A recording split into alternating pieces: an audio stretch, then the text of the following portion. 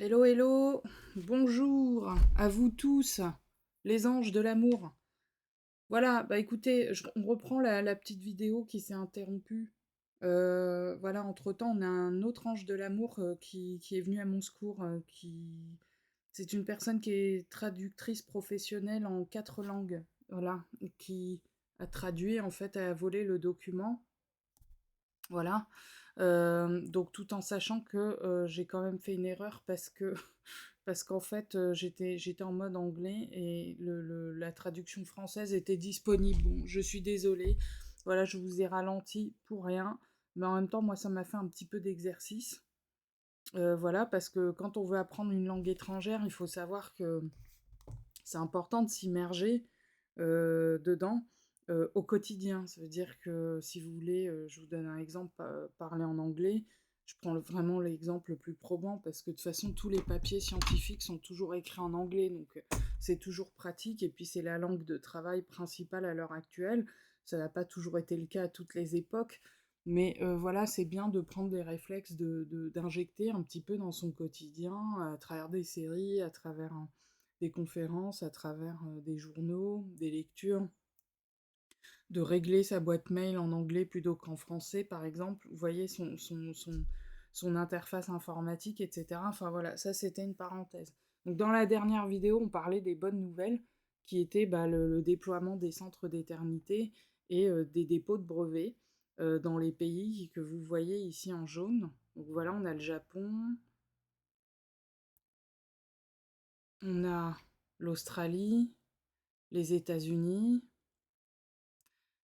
Et là, la France dernièrement, donc on a l'Espagne, l'Angleterre, la plupart des pays européens, d'accord. Donc vous voyez, l'impulsion part de l'Europe quand même. Et le déploiement des centres d'éternité, vous voyez le maillage géographique, là, il est très très dense en Europe. Et surtout bah, en France. Donc là, on parle de centres d'éternité. Je reprécise, on ne parle pas des centres qui sont détenus... enfin, des PRQU qui sont détenus à titre personnel. Je pense qu'il y en a beaucoup plus que ça encore, particulièrement en France, je pense, principalement, et en Europe, et dans les dom-toms, etc. Enfin voilà, dans la francophonie, beaucoup.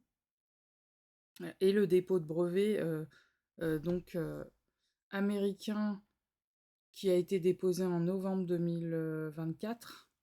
Et là, en juillet 2026, nous avons le dépôt en France, comme vous pouvez le voir ici, pour que vous compreniez le sérieux de ce travail, en fait, et de ce que ça peut représenter de déposer un brevet. C'est très compliqué. Voilà, c'est des démarches très importantes. Donc, en France, nous sommes lotis. Nous avons un brevet pour cette invention. Il y a eu d'autres brevets précédemment. Bon, il faut valider quand même les pays un par un, ce qui n'est pas toujours facile, et c'est très coûteux aussi, hein, faut le savoir. Voilà. Donc moi, ce que je vous propose maintenant, c'est de reprendre la lecture, mais cette fois-ci avec la version française de notre chère amie qui, traductrice, Véronique, qui nous a traduit, en fait, qui est venue à mon secours en traduisant le document, en voulant se montrer vraiment gentil, et franchement, j'ai trouvé ça très très sympa, et si vous voulez, vous pourrez télécharger cette traduction sur un lien que je vous mettrai un peu plus bas. Voilà, alors vous allez me dire si vous voyez bien, je vais zoomer pour vous. Moi, j'ai pas besoin de zoomer autant, mais pour ceux qui ont besoin de lire en même temps sur l'écran. Donc, on avait parlé un petit peu de la petite revue que GG avait faite avant. Vous vous souvenez, là, avec les études qui avaient été faites par d'autres confrères scientifiques. Mais on va reprendre, je pense, un point à partir d'un point que j'ai déjà traité, mais là, on va le faire de façon plus fine. Donc là, on va parler directement des brevets délivrés antérieurement, qui constituent la base scientifique et technique décrivant des systèmes optiques reposant sur la transmission du biosignal de l'opérateur et du rayonnement de la pensée. Donc il existe 4 brevets d'invention délivrés à Grigory Grabovoy qui décrivent des systèmes optiques basés sur la transmission du signal biologique de l'opérateur et du rayonnement de la pensée, et qui constitue une base scientifique directe. Alors, le brevet RU 214-884-5C1, méthode de prévention des catastrophes et dispositif pour sa mise en œuvre, publié le 10 mai 2000. Il décrit un système optique contenant des éléments cristallins disposés dans le sens de la propagation du rayonnement et placés dans une sphère de verre. Le dispositif est destiné à la prévision de catastrophes dans une zone donnée et utilise le signal biologique de l'utilisateur, qui est transmis aux éléments optiques. La justification scientifique et théorique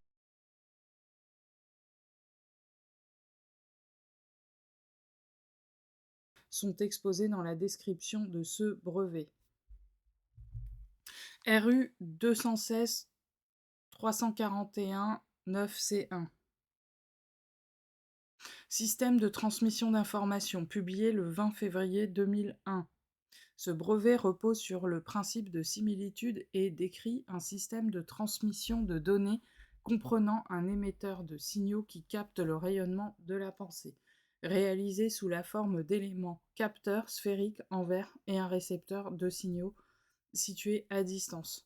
Une telle conception garantit une fiabilité élevée et une résistance aux interférences lors de la transmission du biosignal. Le brevet US 12, donc là on parle des deux brevets russes précédents, hein. Donc maintenant on parle du brevet qui a été déposé aux États-Unis, donc US 12 144 599 B2, dispositif de développement des concentrations de vie éternelle PR15U à 3 modes. Les informations exposées dans la partie revendiquée du brevet dans les revendications de l'invention concrétisent ce qui est énoncé dans le titre du brevet, ont été prouvées scientifiquement et pratiquement et sont exposées dans la description détaillée du brevet, qui contient la technologie permettant d'assurer la vie éternelle à tous grâce au développement des concentrations. Alors pour les petits malins qui pensent qu'en ayant le brevet, ils pourront faire de la rétro-ingénierie, c'est pas possible, hein. Dites-vous que c'est vraiment pas possible. Bon courage. Et en plus, quand on dépose un brevet, euh, on doit pas être trop spécifique non plus, justement. Voilà. Donc il faut savoir que c'est quelque chose qui dépend de l'état de conscience de l'inventeur. D'accord. Donc je vous dirais que pour mes musiques, c'est un peu pareil. N'importe qui pourrait, je pourrais enseigner mes techniques à n'importe qui, que ça pourrait potentiellement ne pas produire du tout les mêmes effets, parce qu'il y a, voilà, et forcément, je pense qu'il n'y a rien qui est au-dessus du PR15U, bien évidemment, mais voilà, après, Grabovoi nous enjoint quand même de créer nos propres technologies, parce qu'il en existe une très très grande variété. Lui-même fait des peintures qui sont des technologies à elles toutes seules. Et donc, vous pouvez faire la même chose en fait. Vous pouvez créer vos propres technologies à travers vos savoir-faire. Voilà. C'est le but, d'accord. On est là pour... nous les humains, nous sommes là pour accomplir une volonté divine quelque part. Et la volonté divine s'exprime à travers chacun d'entre nous, tout simplement. Donc, ensuite, le 1010-960, pardon, l'appareil est à 3 modes et peut également être désigné comme appareil de concentration de la vie éternelle, PRK-UM à 3 modes.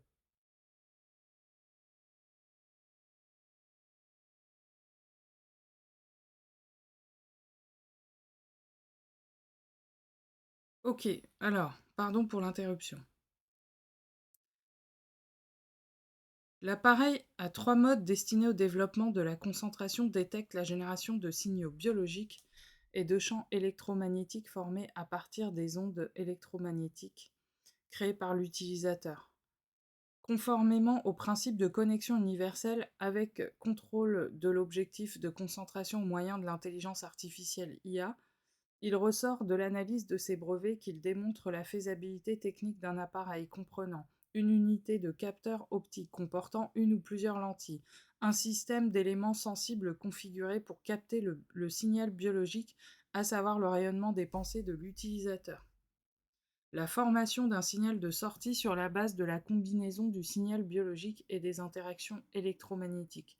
Ainsi, au plus haut niveau du progrès scientifique et technologique mondial auquel appartiennent ces inventions, les 4 brevets relatifs aux inventions de Grigory Grabovoi, RU 214, 88 45 C1, RU 21 63 419 C1, US 12 144 599 B2, 1100 960, à partir desquels a été créé le dispositif de développement des concentrations de vie éternelle PRK1UM, constitue une base documentée pour les inventions PRK1U et PRK1UM, garantissant la continuité et la fiabilité scientifique et pratique du principe de fonctionnement du dispositif. Cela s'applique également au dispositif de développement des concentrations de vie éternelle PRK1UG qui s'inscrit dans cette continuité. Le niveau d'inventivité du modèle d'utilité DE 20 2024 103 073 U1 déposé par Grigory Grabovoi accélère la mise en œuvre et atteste de l'application de toutes les méthodes permettant de concrétiser ces technologies. Approximation mathématique du rayonnement mental à l'aide des concepts de signal d'information ou de fonction d'onde. Approximation mathématique du rayonnement mental à l'aide des concepts de signal d'information ou de fonction d'onde. Les dispositifs capables de s'adapter automatiquement aux conditions de fonctionnement, de s'autoréguler et d'effectuer des tâches complexes sont également considérés comme complexes. Le dispositif PRK1U créé conformément au brevet d'invention de Grigory Grabovoi intitulé Méthode de prévention des catastrophes et dispositifs pour sa mise en œuvre, qui décrit l'utilisation du biosignal et au brevet d'invention. Système de transmission d'informations, qui décrit le fonctionnement d'un système de dispositifs utilisant le rayonnement mental. S'autorégule automatiquement dans le champ électromagnétique créé par les composants du dispositif calculés avec précision et par le milieu optique sous forme de lentilles et de distance entre les composants et les surfaces du dispositif. Dans les calculs physico-mathématiques qui s'y rapportent, on utilise des calculs des coefficients angulaires de rayonnement selon la condition de réciprocité applicable à deux corps quelconques dans l'espace échangeant un rayonnement. En introduisant le concept de surface de rayonnement mutuel, il est possible d'obtenir une expression de la condition de fermeture en considérant un système fermé composé de 3 surfaces. On peut considérer la première surface comme rayonnante, puis déterminer l'énergie de rayonnement tombant sur la deuxième surface, ainsi que l'énergie de rayonnement tombant respectivement sur la troisième et la première surface. Cette approche permet de calculer les coefficients angulaires de rayonnement entre les éléments du PRK1U. Les coefficients angulaires de rayonnement sont calculés au moyen d'intégrales quadruples à l'aide de la méthode de Runge-Kutta, ce qui nécessite l'utilisation d'ordinateurs électroniques à grande vitesse. Dans chaque dispositif PRK1U, la disposition des lentilles diffère de celle de tous les autres dispositifs PRK1U. Par conséquent, des calculs individuels des coefficients angulaires de rayonnement sont effectués pour chaque dispositif. À la suite de ces calculs, non seulement les 3 lentilles sont positionnées individuellement à la surface du dispositif, mais la disposition des composants du circuit électrique et des éléments optiques sur les filaments à l'intérieur du boîtier du dispositif est également spécialement optimisée au préalable. La prise en compte du faible rayonnement de la pensée garantit une grande précision des calculs. Mathématiquement, une approximation du rayonnement mental est appliquée pour le calcul des processus décrits dans le brevet en utilisant les concepts de signal d'information ou de fonction d'onde. En physique et en mathématiques, l'information peut être représentée sous forme de signaux qui peuvent être décrits à l'aide d'équations. Les étapes suivantes sont utilisées. Premièrement, représentation mathématique du signal. La pensée est représentée comme un signal d'information pouvant être décrit par une fonction d'onde. Deuxièmement, la transmission de l'information. Le processus de transmission d'information est décrit à l'aide des équations de synthèse d'onde. L'équation bien connue est la suivante. Voilà, bon courage pour le décodage. Donc c'est l'équation d'Hamilton, hein, de mémoire. Donc pour les commentaires, pour ceux qui avaient suivi la première vidéo, et je vous remercie de votre patience, j'avais fait un tas de commentaires au fur et à mesure de la lecture de la version anglaise, d'accord? Donc je vous invite à revenir sur l'autre vidéo pour pas que là je me répète, tout simplement. Donc, partie 1.1.5. Détermination. Alors non, j'ai pas fini de lire, pardon. Donc, l'équation d'Hamilton, oui, utilisée pour modéliser l'évolution de la fonction d'onde dans le temps. Les équations de Maxwell sont utilisées pour décrire les ondes électromagnétiques capables de transporter de l'information.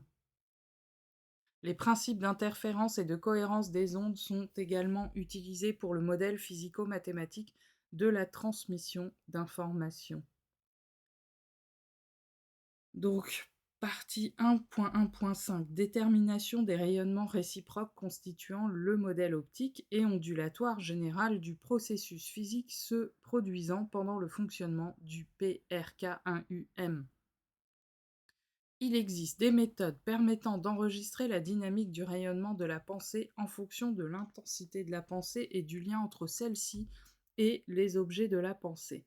Cela permet, en calculant une intégrale quadruple à l'aide de la méthode de Runge-Kutta, de déterminer les coefficients angulaires qui permettent de calculer les rayonnements mutuels constituant le modèle optique et ondulatoire général du processus physique se produisant pendant le fonctionnement du PRK-UM. Étant donné qu'en mécanique quantique, les propriétés ondulatoires sont inhérentes non seulement à la lumière, mais aussi de manière générale à tous les corps, y compris toutes les microparticules, parmi lesquelles celles liées au champ électromagnétique. L'équation décrivant l'un des processus physiques au sein du PRK1U revêt la forme de l'équation de Schrödinger. Voilà, pour les passionnés, les férus de mathématiques, allez-y, je vous en prie. Alors, en considérant le processus physique indiqué en relation avec l'équation donnée dans l'ouvrage scientifique publié de Grigory Grabovoy, structure appliquée de la zone de création de l'information E est égale à V S, où E est l'énergie, V est le volume et S est la vitesse de perception du volume, il est possible de calculer l'énergie et la vitesse de développement des concentrations de vie éternelle.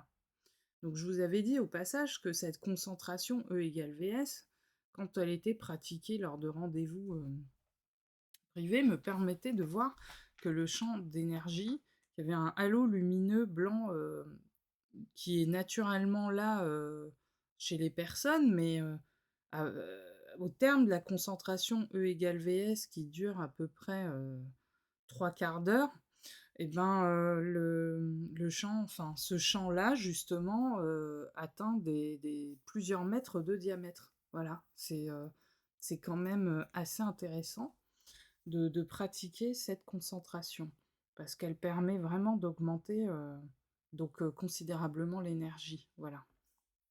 Alors en physique, on utilise constamment des concepts idéalisés tels que les points matériels, les charges ponctuelles, les dipôles magnétiques, etc. En réalité, on n'observe pas de masse ou de charge concentrée en un point. Lorsqu'on parle d'un point matériel de masse 1, il s'agit d'un modèle idéalisé d'une sphère de rayon, ce qui ressemble à un E, suffisamment petit et de masse 1. Il n'y a pas d'autre masse dans l'espace. La densité de la matière dans l'espace sera répartie selon une certaine loi liée à, voilà, la formule que vous voyez ici. Donc, dans la théorie des fonctions généralisées, il existe une définition de la convergence faible des fonctionnels. Conformément à celle-ci, on peut déterminer le processus dynamique d'interaction du rayonnement faible de l'élément de pensée situé dans la lentille en verre et interagissant avec la matière et la forme de la lentille. La forme extérieure de la lentille relève des macroprocessus et détermine pour le signal sortant rayonnant le vecteur de sa propagation. En appliquant également la théorie des fonctions d'une variable complexe dans la partie calculatoire, il est possible de calculer comment le signal optique faible du rayonnement de la pensée réfléchit dans la lentille et en sort amplifié. Donc ça, on l'avait abordé aussi dans la précédente vidéo. Pour décrire les liens entre les microprocessus et les macroprocessus, il convient de prendre en compte, comme exposé dans l'ouvrage scientifique Structure appliquée du domaine créateur de l'information, la structure créatrice appliquée et organisatrice de la conscience. La division de la conscience en une partie perceptive et une partie non perceptive organise deux projections. Donc M fonction de t est égal à M fonction de x, y, z, qui sont fonction de x, y, z, M, x, y, donc je vous avais expliqué tout ça, que voilà, on a des variables, et que c'est pour ça qu'on peut changer le futur, le passé, qui sont à l'origine de la formation du présent, etc. Voilà. Donc ça, si vous voulez rentrer dans les détails, il y a des enseignants qui travaillent là-dessus et qui délivrent ces cours-là hein, officiellement hein, pour ceux vraiment qui veulent approfondir ces notions-là de passé, de présent, de futur. Voilà. Donc j'avais expliqué dans la précédente vidéo qu'en gros, c'est comme une équation à multiples inconnus. En fait, on a plusieurs futurs possibles, donc plusieurs résultats possibles donnés. Et, euh, et quand on change les inconnus, bah évidemment, à tout moment, on peut moduler, modifier, voilà, puisque le futur est dynamique et que le passé est statique. Donc le passé est beaucoup plus difficile à changer. Mais voilà, dans des états de conscience modifiés, je vous dirais qu'en fait, tout est mélangé, le passé, le présent, le futur, etc. Donc on peut très facilement voyager dans le temps sans avoir une machine bien compliquée. Voilà, avec les pilotages sonores, moi je le fais sans problème. Quand il y a besoin d'aller résoudre un problème dans le passé ou d'aller observer ce qui s'est passé dans le passé ou ce qui peut arriver dans le futur, bah c'est intéressant parce qu'on peut anticiper. Dans ces cas-là, donc changer les variables dans le présent et le futur un peu plus court. Et puis d'autre part, bah, on peut surtout comprendre où est-ce qu'on va, où est-ce qu'il faut pas aller. Et, euh, et des fois, avec les perceptions du futur, bah, on est bien aidé parce que si jamais on perçoit un événement favorable, mais que notre état de conscience actuel ne nous permettait pas d'oser l'imaginer, bah là au moins on peut oser. Voilà. Et ça, c'est vraiment intéressant. En tout cas, pour vous faire part de mon expérience, ça m'arrive de percevoir des choses de cette nature que je n'oserais pas, vraiment pas visualiser à l'état actuel, en l'état actuel des choses. Et quand il faut faire des pratiques de contrôle, bah, au moins je peux me baser sur ces images-là pour travailler. Voilà. Parce que ces futurs qui sont tellement, tellement positifs, bah, honnêtement, j'ai pas l'état de conscience à l'heure actuelle qui me permet qui me permettrait naturellement d'accepter cette réalité-là. Et c'est grâce à ces visions-là, au moins, que je peux percevoir. Et si on perçoit quelque chose qui nous semble pas forcément euh, évolutif ou cool, bah on peut toujours piloter pour modifier. Voilà, moi il m'est arrivé de percevoir des choses en lien avec le futur des musiques que je vous fais là, qui m'ont pas plu dans le sens où ça prenait des proportions, par exemple, qui ne correspondent pas à mes valeurs actuelles du tout. Et, euh, Et la réflexion, c'était de se dire qu'on pouvait modifier ça, en fait. Voilà. Donc, si vous voulez, voilà. Alors, c'était plus en lien avec le culte de la personnalité, ce genre de choses. Ça, c'est des choses vraiment que j'aime pas du tout. Parce que bah, j'ai des conditionnements, c'est une éducation, des conditionnements, des trucs.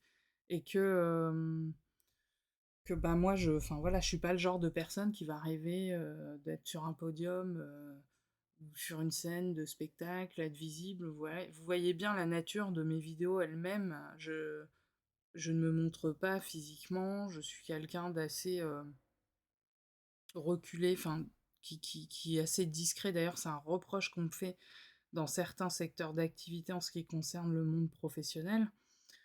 Voilà, donc c'est pas dans notre culture familiale de se mettre en avant, c'est quelque chose qu'on n'aime pas.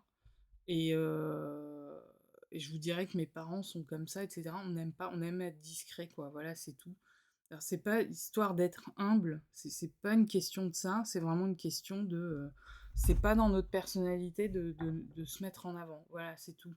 Donc, je pense que le fait d'avoir fait cette chaîne, c'est assez incroyable parce que je pense que j'avais des amis qui, des années avant que je lance cette chaîne, me disaient: «Ah bah tu devrais faire une chaîne YouTube et parler de tel ou tel truc, etc.» Ouais, mais non. Voilà. Et il a fallu que Grabovoy entre dans ma vie pour que j'ose enfin le faire. Et que c'est pas facile pour moi. Voilà. On parlait de, par exemple, dans certaines choses, je fais une aparté, que je fais un peu celle qui raconte ma vie, mais je suis pas la seule à être concernée parmi les auditeurs là, qui m'écoutent maintenant. Par exemple, faire aller à des soirées de networking pour réseauter, etc. J'ai horreur de ça, je déteste ça, mais véritablement, c'est pas mon truc parce que j'ai ce truc, je suis une introvertie de base, j'aime la solitude, j'aime faire des trucs compliqués toute seule. Et j'ai un périmètre, un cercle amical qui est véritablement limité, si vous voulez. Voilà. Donc ça, c'est mon mode de fonctionnement. C'est un mode de fonctionnement qui est très présent aussi dans les pays nordiques. C'est la culture qui valorise ça. Bon, nous, en France, on valorise pas forcément ça. Et, mais je sais qu'avec les musiques, les pilotages sonores, bah, j'ai débloqué un certain nombre de freins par rapport à ça. Mais attention, le travail a été long. Il s'est fait en plusieurs étapes et il n'est pas fini. Et en plus, il s'est fait à l'aide de différents pilotages sonores. Voilà. Et, euh, et moi, je vois très clairement certains auditeurs évoluer par rapport à ça, particulièrement du côté féminin, parce que on a aussi une éducation et des conditionnements qui nous poussent à rester discret, à rester en retrait. Et concrètement, c'est un mélange, ces conséquences-là sont un mélange de tout un tas de trucs. Pour ma part, c'est des conséquences de vie antérieure, c'est des conséquences de cette vie-là, c'est des... Bref, et de traits de caractère hérités aussi, hein, très clairement. Voilà, et, et je dis ça parce qu'il y en a plusieurs qui sont dans ce cas de figure, que je vois très clairement évoluer à travers le temps. Et sachez que votre évolution, de ce point de vue, n'est pas terminée, quoi. Voilà, c'est pour ça que le travail, il faut être assidu et long parce que on croit avoir résolu un problème, mais en fait, il y a plusieurs mondes derrière ça. Mais ce qui est intéressant, c'est que parfois, avec des musiques très très simples, bah, j'ai vu des personnes résoudre des problèmes qui étaient insolvables depuis toute une vie, quoi, depuis des décennies. Et, et ça, c'est... Voilà, vous voyez la puissance, en fait, des enseignements de Grabovoy. C'est d'une efficacité, mais du jamais vu. Et moi, je sais très bien que je vais pas forcément accepter facilement d'autres thérapies alternatives, par exemple, quand j'ai un problème. Ce qui m'intéresse, c'est d'être capable de diagnostiquer le problème à la racine, c'est-à-dire d'être capable de le voir très, très, très clairement et très nettement. Parce que une fois qu'on a ces infos-là, qui sont correctes, et ben là, on peut piloter. Et quand on pilote, il n'y a pas besoin de passer 2 ans à faire les choses, si vous voulez. On va processer cette tâche-là, elle va être traitée, et ensuite on va passer à la suivante. Sauf que si un problème survient, c'est que le problème en question, ça m'est arrivé très récemment avec une remontée du passé, mais je pense que ce problème venait de vie antérieure, très lointaine et très proche, et avait des incidences dans le présent. Sur le plan énergétique et informationnel, ça devait bloquer d'autres choses beaucoup plus importantes pour moi. Et sur le coup, quand le problème est remonté, j'ai été véritablement en panique, mais totale, parce que j'avais peur, encore une fois, le mot peur revient, peur des conséquences qui allaient survenir en raison de la remontée de ce problème. Il y en a qui savent de quoi il s'agit, mais là, on est sur la chaîne publique, donc on ne va pas rentrer dans les détails ici.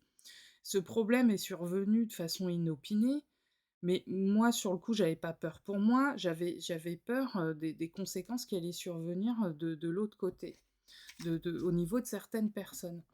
Et pour réussir à résoudre ce problème, je comprenais qu'il fallait que je comprenne les causes racines.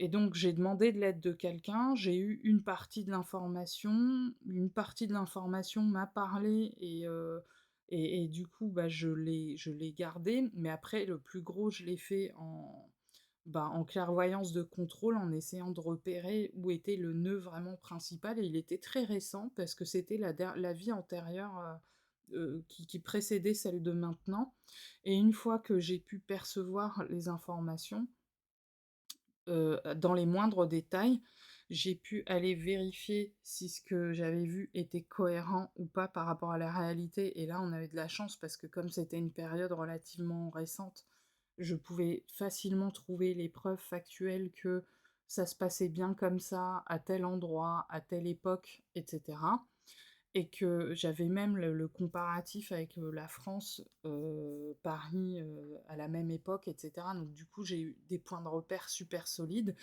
heu, un point géographique très, très précis que j'étais capable de localiser, sur un plan satellite, tout à fait classique et vérifier point par point que la façon de vivre des gens, que, la culture qui est en place, les mœurs et cetera, étaient bel et bien tels qu'ils étaient à cet endroit-là, à cette époque-là et une fois que j'ai pu, voir en détail tout ce qui environnait, ces événements-là et ben, forcément, j'ai pu appliquer les technologies de Grabovoi, utiliser les pilotages sonores adéquats pour le faire et tout et le problème était réglé. Le problème était réglé. Mais dans un premier temps, en l'absence d'informations, il a fallu d'abord que j'inclue des systèmes de protection pour éviter que les conséquences ne deviennent graves et dans un second temps, il a fallu que j'aille, chercher dans ce champ d'informations pour savoir exactement qu'est-ce qu'il ressortait de tout ça et pourquoi ce problème survenait tout de suite maintenant en 2026. Voilà. Parce que ce problème-là, bah, c'est un problème qui pouvait générer différentes conséquences et pas seulement à mon niveau. Donc déjà, il a fallu endiguer la propagation de ces conséquences et ensuite aller à la racine du problème pour le normaliser, le neutraliser. Et immédiatement, je suis passée d'un état de tempête totale à la paix absolue. Et le problème a été traité et résolu très très vite. Et je pense que sans les pilotages sonores, évidemment, j'aurais eu peut-être un peu plus de mal, très clairement, parce que les pilotages sonores sont d'un soutien véritablement efficace, pour être honnête. Mais j'applique aussi les autres technologies de Grabovoi, bien évidemment. Évidemment, c'est sûr. Mais c'est vrai que voilà, les pilotages sonores permettent vraiment d'aider, d'avoir une force de frappe continue, beaucoup plus, enfin qui est vraiment très soutenante sur une plus longue durée et qui ne va pas se résumer à une concentration de 3/4 d'heure, vous comprenez? Voilà. Donc ça, c'était la parenthèse que je faisais là-dessus parce que on est dans l'ultra quantique mais qu'en fait, l'information, finalement, c'est des mathématiques et que dans les mathématiques, bah, si on veut faire, dire, bah, le résultat, je veux que ça soit 8 et je veux pas que ça soit 2, et ben, on peut le décider et on le décide et on change toutes les variables qu'il va y avoir, derrière. Vous comprenez? Voilà. Alors on poursuit la lecture. Alors la dépense de la masse du temps est liée au changement de conscience dans la zone de contrôle selon la relation suivante.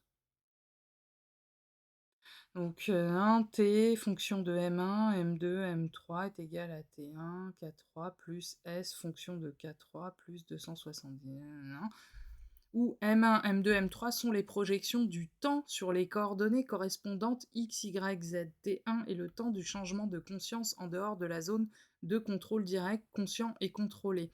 S est la fonction de la conscience. K est l'intervalle de stabilisation de la conscience.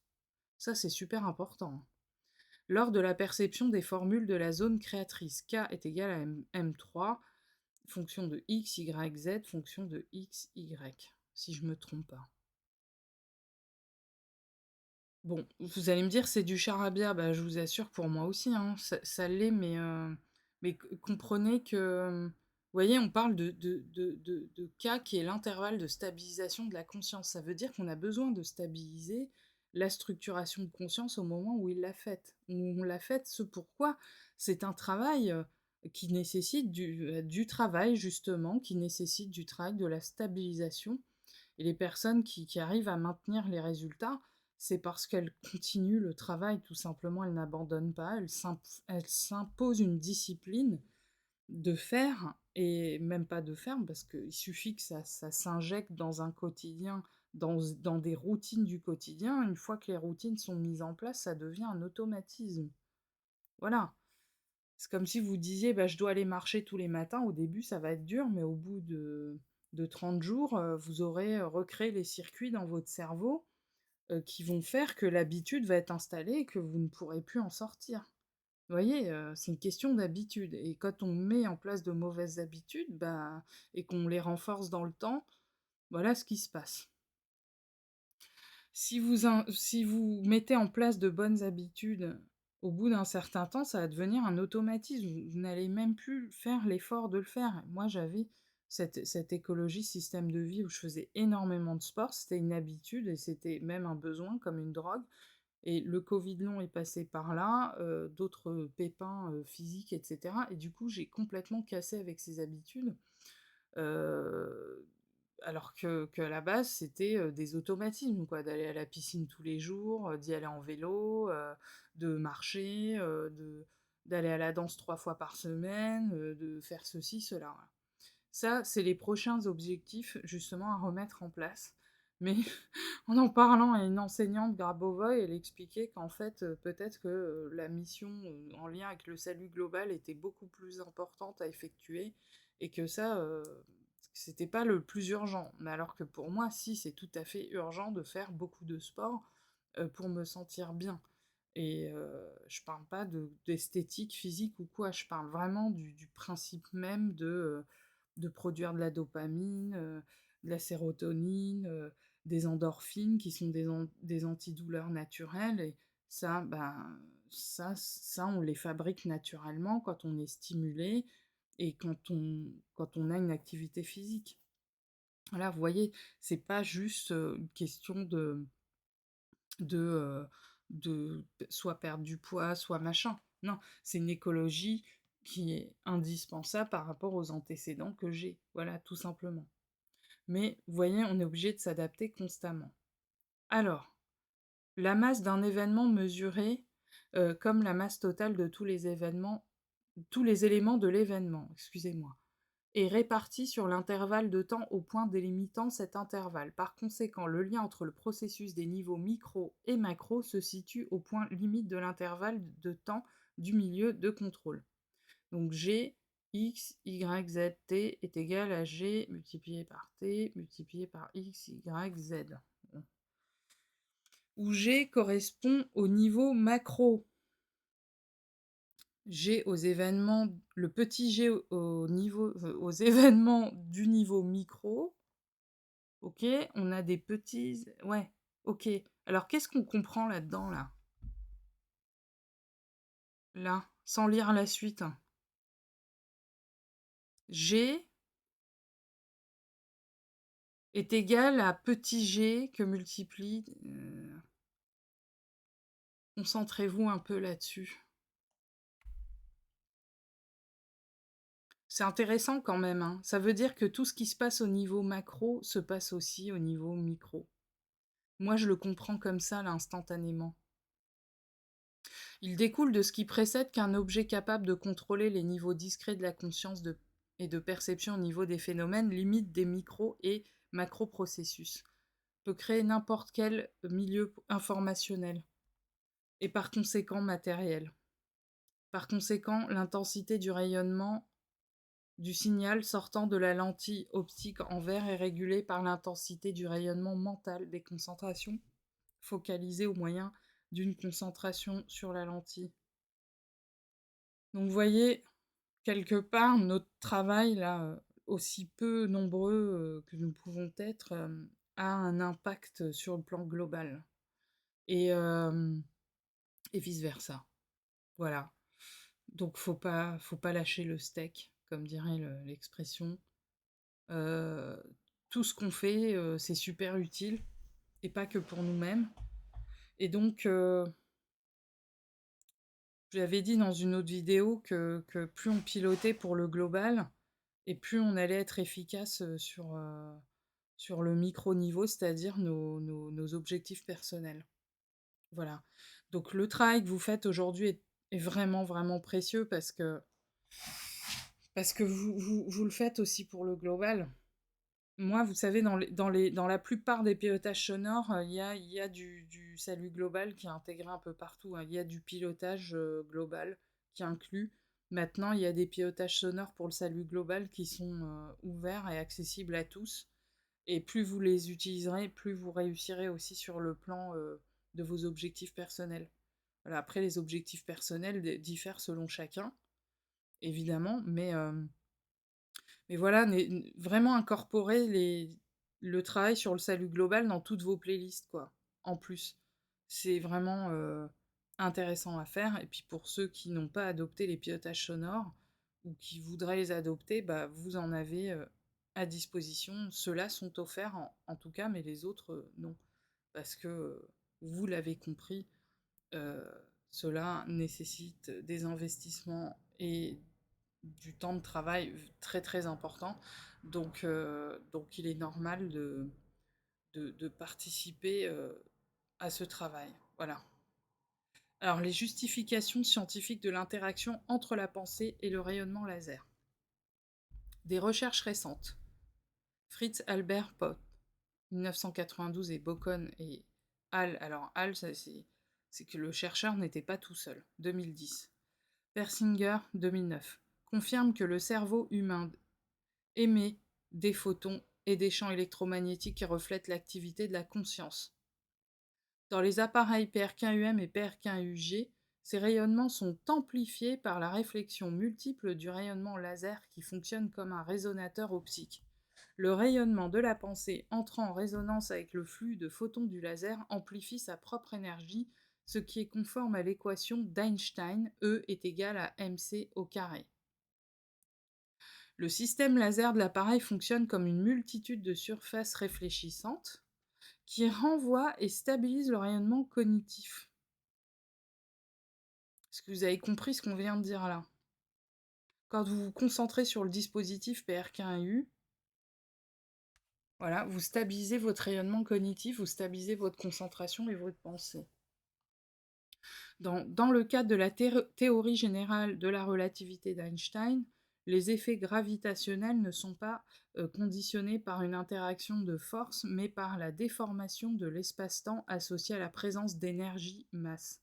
Ainsi, la représentation mentale et l'observation physique du rayonnement laser dans l'appareil PRK-UM amplifient l'énergie-masse de la perception. L'énergie de l'impulsion mentale entre en interaction gravitationnelle en se connectant au champ photonique du laser selon les équations du champ gravitationnel. Où T micro V, chose comme ça, décrit l'énergie d'impulsion de la matière, du rayonnement et de l'activité mentale. Il me semble que le G majuscule, c'était au niveau macro. Pi, T pour le temps, il me semble. Donc là, le T, micro V, T1, énergie, impulsion de la matière. Énergie, impulsion de la matière. Par conséquent, le dispositif PRK-UM, alors attendez, j'ai dû sauter une ligne, décrit l'impulsion de la matière, l'énergie impulsion de la matière, du rayonnement et de l'activité mentale. Dans ce modèle, la pensée est considérée comme une fonction du corps physique de l'être humain interagissant avec le champ gravitationnel. Par conséquent, le dispositif PRK-UM met en œuvre un mécanisme d'amplification de l'énergie des pensées dans le continuum gravitationnel optique, ce qui confirme la validité scientifique du principe de fonctionnement du dispositif. Il est ainsi établi que la pensée se reflète sur le rayonnement laser comme sur un système de nombreux miroirs, amplifiant ainsi la masse de la pensée. Vous vous souvenez, là, au tout début du texte, dans la précédente vidéo, un chercheur avait rapporté la preuve que notre pensée émet des ondes qui pèsent un certain poids. Vous vous souvenez de ça, hein? Voilà, donc je vous invite à revenir sur la vidéo précédente pour ça. Donc là, en gros, parce que la pensée, elle se densifie tellement au bout d'un moment qu'elle devient de la matière, elle devient palpable et présente. Donc là, en fait, le dispositif, il permet d'amplifier la masse de la pensée, mais des millions de fois, je pense, hein. Voilà. Dans la théorie générale de la relativité d'Einstein, les effets gravitationnels ne sont pas conditionnés par l'interaction des forces entre les corps et les champs situés dans l'espace-temps, mais par la déformation de l'espace-temps lui-même, qui est associée en particulier à la présence d'énergie-masse. La représentation mentale du rayonnement laser n'est multipliée dans l'énergie-masse de la perception que lorsque l'observation par la vue physique. Vue physique. Vous vous rappelez? On en a parlé il n'y a pas longtemps. Du rayonnement laser sans danger et complété par l'appareil PRK1UM. Voilà, comprenez que la vue physique, mais tout le corps, en fait, j'ai envie de vous dire, a des fonctions spirituelles, mais là, la création de la réalité se fait grâce au système optique et donc la vue physique. C'est pour ça que quand on contrôle, généralement, vaut mieux garder les yeux ouverts et visualiser vraiment. Voilà, ça demande un effort, mais c'est assez intéressant. Voilà. Les processus liés au rayonnement laser se déroulent à la vitesse de la lumière. Ce phénomène est décrit par les équations d'Einstein.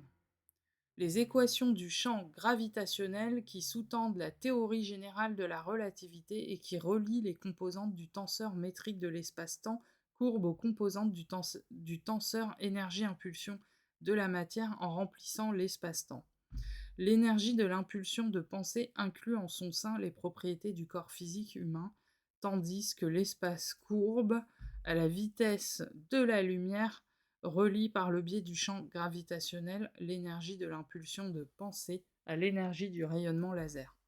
Selon le modèle mathématique élaboré à partir des équations d'Einstein dans l'appareil PRK-UM, la pensée est amplifiée dans les lentilles, dans le champ électromagnétique et, de manière supplémentaire, dans le rayonnement laser, puisqu'elle se trouve au sein d'un ensemble comprenant ces amplificateurs et l'espace courbé conformément aux paramètres de la vitesse de la lumière. Dans cet ensemble, la nature de la pensée peut être considérée comme les propriétés ou une des fonctions du corps physique de l'être humain en interaction avec le champ gravitationnel. Ainsi, dans le modèle mathématique de fonctionnement du dispositif PRK1UM élaboré sur la base de la théorie générale de la relativité d'Einstein, ce n'est pas le principe physique de la propagation de la pensée en tant que rayonnement faible qui est utilisé, mais bien l'interaction dans le champ gravitationnel du corps physique de l'être humain avec les propriétés ou les fonctions de la pensée.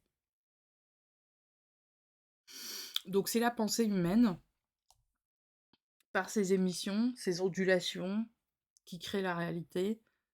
Et là, pareil, a pour fonction de démultiplier la masse de la pensée et de la normaliser, hein, au passage. Donc n'essayez pas de tuer quelqu'un avec un père qu'un U, ça ne fonctionnera pas. Je rigole évidemment, mais voilà, c'est important de le préciser quand même. Donc si vous voulez piloter des événements, même si vous ne le savez pas, mais qui seront involutifs, par exemple, vous pilotez pour obtenir un job, mais que ce job derrière va créer quelque chose d'involutif, bah ça ne marchera pas, vous ne l'aurez pas. Voilà, c'est vrai que ça, on met du temps à comprendre, hein, quand on a des résistances. Les résistances peuvent venir de nous, évidemment, si on n'a pas vraiment envie de faire quelque chose, mais d'une autre façon aussi, il y a des portes qui vont se fermer tout simplement parce qu'elles ne seront pas évolutives. Donc le PRK, en fait, c'est un peu comme si vous entrez dans une ultra soumission à Dieu, au sens où il vous laisse pas le choix. Il vous laisse pas le choix, ça veut dire que si vous n'êtes pas sur votre chemin de vie, il va vous fermer la porte. et il va vous ouvrir les portes pour là où vous devez aller, là où Dieu veut que vous soyez, pour, accomplir son œuvre, tout simplement. Alors, 1.1.7, le principe de similitude et la justification physico-mathématique de l'appareil. L'invention revendiquée utilise le principe de similitude fondé sur la théorie de la synthèse des ondes combinées à la théorie de la réalité unifiée, toutes deux développées par Grigori Grabovoi, voire la thèse de Grigori Petrovitch Grabovoi, recherche et analyse des définitions fondamentales des systèmes optiques pour la prévision des tremblements de terre et des catastrophes dans les installations industrielles. Moscou, édition Rennes, 1999, pages 9 à 19. Voir également la publication Recherche et analyse des définitions fondamentales des systèmes optiques dans la prévention des catastrophes et dans le contrôle prévisionnel des microprocessus. Dispositifs électroniques, série 3, microélectronique, 1999, numéro 1, 153. Ces travaux constituent la base physico-mathématique des systèmes qui utilisent des processus optiques comme fondement de la transmission et de l'amplification des biosignaux humains. C'est précisément sur ces théories que reposent l'architecture et le modèle algorithmique de fonctionnement des appareils PRK1U, PRK1UM et PRK1UG. 1.1.8 La reproductibilité pratique et confirmation de l'efficacité. Un recueil de résultats issus de l'utilisation des appareils PRK1U et PRK1UM attestés par des centaines d'utilisateurs a été publié sur la plateforme internationale. Ces résultats sont également publiés sur le site EduCenter, grigorigrabovoy.world, etc. Voilà. Donc ces faits confirment l'efficacité et la conformité aux fonctions déclarées. Cela constitue une confirmation de l'applicabilité industrielle et de la reproductibilité de l'invention. 1.1.9 Application des méthodes des mathématiques supérieures et de la physique orthodoxe, généralement reconnue pour la justification scientifique de l'invention. Grigori Grabovoy a appliqué les méthodes des mathématiques supérieures et de la physique orthodoxe bien connues, dans domaines dans lesquels il est spécialisé depuis l'obtention de son diplôme à la faculté de mathématiques appliquées et de mécanique de l'université d'État de Tachkent. Alors oui, vous voyez que l'auteur, c'est Grigori Grabovoy. Enfin, c'est sa marque. En fait, parce que son nom, c'est une marque aussi. Et faut comprendre, dans ce genre de document, il y a des normes à peu près standardisées internationales, et ça peut paraître très bizarre, mais quand l'auteur écrit lui-même, il parle de lui-même à la troisième personne. Mais on est obligé de faire ça, en fait. C'est comme ça veut dire que si vous rédigez un texte de cette nature et que vous devez vous citer vous-même pour un autre article que vous auriez publié, vous devez parler de vous en vous nommant l'auteur, en parlant de vous à la troisième personne, et ça, c'est tout à fait normal. C'est pas, c'est pas un truc, c'est quelque chose qui se pratique. Enfin voilà, c'est la norme en fait dans le secteur. Bon. Donc on en était à l'université d'État de Tachkent. Les équations physico-mathématiques étayant les brevets décrits ont été vérifiées à plusieurs reprises et publiées dans des revues scientifiques. Et des solutions quantitatives ont été obtenues pour celles-ci. La faisabilité de ces inventions a également été confirmée par les résultats d'expériences. Je voudrais faire un aparté rapidement. Alors je marque que je me suis arrêtée là, parce qu'on entend dire des mauvaises langues, pseudo-scientifiques, trucs, ces diplômes, je sais pas quoi, machin. Non, mais en fait, comprenez que la Russie, c'est une nation d'excellence, quoi. Comprenez qu'ils ont envoyé des Spoutniks dans le ciel, ils ont été les premiers à envoyer des fusées dans le ciel, à mettre en orbite des satellites et tout. Enfin, voilà, comprenez que... Enfin, moi, je vois dans la rigueur, dans l'enseignement, comment ils sont carrés, mais dans tout, dans la musique, dans tout. Enfin, je veux dire, il y a une âme groupe, entre guillemets, voilà, il y a une conscience collective, et moi, je trouve que que la conscience collective russe, c'est une conscience collective d'excellence, en fait. Voilà. Et, et puis, vous pouvez trouver tous les détracteurs qu'ils voudront. Enfin, nous, on le voit, même dans la musique classique. Là, on avait accueilli un jeune groupe de jeunes chanteurs qui étaient issus de Prague et qui avaient le même niveau que le chœur de Radio France, là. Et voilà, je me souviens que notre chef de chœur, à ce moment-là, elle a dit, voilà, à la russe, quoi. C'est carré, quoi. Il n'y a pas un truc qui dépasse, quoi. C'était nickel chrome. En plus, voilà, des élèves vraiment très très jeunes.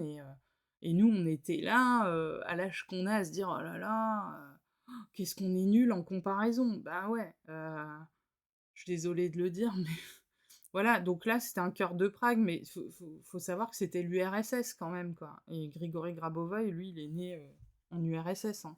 C'était l'URSS à ce moment-là, mais encore avant, dans des temps beaucoup plus anciens, c'était le monde arabe élargi, je vous dirais, et perse. Voilà, le lieu où il est né. C'est des zones où l'endroit où il est né, c'est une zone où peut-être 92% de la population est de confession musulmane. Alors, Grigory Grabovoy, lui, il est chrétien orthodoxe. Mais bon, comprenez qu'en URSS, en principe, il y avait, voilà, on chassait les églises, on chassait les religions, tout ça, mais il y a eu quand même un maintien. Vous l'avez vu dans la vidéo, il a été baptisé en cachette et assez tardivement parce que c'était très compliqué de trouver des prêtres à ce moment-là. Voilà. Donc c'était l'URSS et c'est quand même, bon gré mal gré, une immense puissance qui certes a chuté, mais a laissé place à une nouvelle structuration. Mais voilà, on n'a pas fini de vivre des bouleversements, je vous dirais, parce que je vous dirais qu'en France, en ce qui nous concerne, ben, on est dans un système communiste qui arrive à sa fin, là, hein, clairement, voilà. Mais, et encore pas complètement, parce qu'il me semble que dans les pays communistes, on n'avait pas à payer l'eau, l'électricité, tout ça, en fait, tout était fourni collectivement. Nous, on n'en est pas là. En France, on est un peu à mi-chemin, on est entre les deux, on est entre le capitalisme et le communisme, et quelque part, bah, on voit à terme là, les dégâts aussi que ça peut provoquer. Bien que bah, Grigory Grabova, il a un programme politique, bien évidemment, et que dans ce programme politique, on implique de reverser un pourcentage du PIB pour le bien-être des habitants. Mais je pense qu'on est sur des taux qui n'ont rien à voir avec ceux que nous pratiquons en France, par exemple, à l'heure actuelle. Voilà, parce qu'il faut comprendre qu'en cascade, en France, on a un système fiscal très complexe et que, bah, à la fin, voilà, on paye tous des impôts, il faut le savoir, hein, de différentes façons. Voilà, quand vous allez faire vos courses au supermarché et que vous passez avec votre caddie, vous payez de l'impôt. Voilà, c'est ce qu'on appelle la TVA. Et c'est l'impôt que tout le monde est obligé de payer. D'accord? Voilà. Alors, l'article scientifique de Grigory Petrovitch Grabovoy concernant la justification physico-mathématique et les calculs confirmant celle-ci a été publié dans la revue scientifique électronique Technologie de l'Académie des sciences. Donc là, ça, c'est le lien, on peut retrouver le... Je vais voir si on peut l'ouvrir après. Je verrai ça plus tard. La rédaction de la revue, en collaboration avec les scientifiques de renom, a vérifié la théorie physico-mathématique de Grigory Petrovitch Grabovoy, ses calculs et les résultats expérimentaux confirmant ces derniers, avant de publier son article scientifique. Le comité de rédaction de la revue comprend rédacteur en chef académicien du MAI, docteur en sciences techniques, professeur Yu N. Diakov, et E.V. Avdesk, Div, docteur en sciences techniques. Deveya Barteniev, candidat en sciences techniques. A.S. Bondarevski, docteur en sciences techniques. V.D. Werner, docteur en sciences physiques et mathématiques. S.A. Garainov, docteur en sciences techniques, rédacteur en chef adjoint. D. des sciences techniques. DVL. Shkounian, je ne saurais pas comment le prononcer, je suis désolée. Des sciences techniques. DVN Diaghilev, professeur en sciences techniques. AV Emelianov, docteur en sciences techniques. L.A. Ivan Yutin, docteur en sciences techniques. G.G. Kazanier, docteur en sciences techniques. B.I. Kazurov, membre correspondant de l'Académie russe des sciences. G.I.A. Krasnikov, docteur en sciences techniques. V.E. Minaïchev, candidat en sciences techniques. A.A. Popov, candidat en sciences techniques. D.A. Rudenko, docteur en sciences techniques. En sciences physiques et mathématiques, pardon. T.D. Shemergard, candidat en sciences techniques. D.A. T. Yakovlev. L'appareil utilise l'intelligence artificielle dont l'application de cet appareil correspond à un nouveau niveau technologique. Donc, protocole d'observation du fonctionnement de l'intelligence artificielle PRK-U qui s'applique généralement au PRK-UM. Alors, ce texte-là, je vais me le mettre de côté aussi. Vous voyez, je sais pas ce que je vais en faire, mais je vais peut-être trouver. Hein. Voilà. Alors ça, bon, écoutez, je sais pas. Ok, Dac. Allez voir si vous êtes curieux, franchement. Donc, conclusion, on l'avait déjà faite. On avait passé tout ce passage-là. Je l'avais sauté pour aller à la conclusion, et là, on va la refaire. Donc, l'ensemble des données présentées, brevets antérieurs, thèses et publications, expertise scientifique et technique indépendante, recherche en électrodynamique cognitive et en théorie générale de la relativité, ainsi que les résultats pratiques des utilisateurs prouvent l'existence d'une justification scientifique, la validité physico-mathématique des inventions et la faisabilité industrielle et la reproductibilité des fonctions des appareils PRK-U, PRK-UM et PRK-UG mettant en œuvre les technologies de rayonnement des pensées et des biosignaux afin d'assurer la vie éternelle à tous. Voilà, donc Grigory Grabovoï, c'est un nom de marque. Mais l'auteur, c'est Grigory Petrovitch Grabovoï parce que Petrovitch était le nom du papa, de son papa. Voilà.